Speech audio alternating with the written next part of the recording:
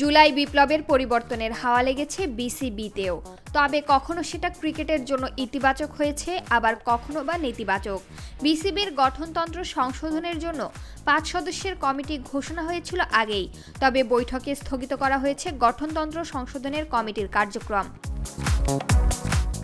নাজমুল হাসান ফাহিমের নেতৃত্বে ৫ সদস্যের এই কমিটি ঘোষণা করার পরই ব্যাপক হারে সমালোচিত হয় ক্লাবগুলোর কাছে। কমিটির দেওয়া ক্লাবগুলোর প্রতিনিধি কমিয়ে আনার প্রস্তাব বিরোধিতার মুখে পড়ে। ঢাকার ক্লাবগুলো লীগ বর্জনের ঘোষণা দেয়, যার ফলে প্রথম বিভাগ ক্রিকেট শুরু হওয়ার কথা থাকলেও এখনও শুরু হয়নি। সমস্যা সমাধানের লক্ষ্যে শনিবার বোর্ড সভায় বসেছিল বিসিবি। সভা শেষে গণমাধ্যমের মুখোমুখি হয়ে বিসিবির ২ পরিচালক ইফতেখার রহমান মিঠু এবং মাহবুব আনাম জানান, গঠনতন্ত্র সংশোধন কমিটি স্থগিত করা হয়েছে।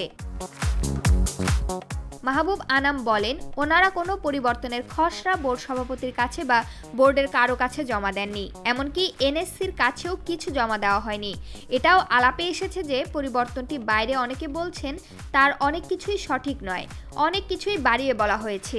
বিষয়টিতে কোনো গোপনীয়তা রাখার কিছু নেই। এই কমিটির কার্যক্রম এখানেই স্থগিত করা হচ্ছে। বিপিএলে খেলোয়াড়দের বকেয়া বেতন নিয়েও কথা বলেছেন মাহবুব আনাম। তিনি বলেন, বিপিএলে খেলোয়াড়দের বেতন নিয়েও আলোচনা হয়েছে।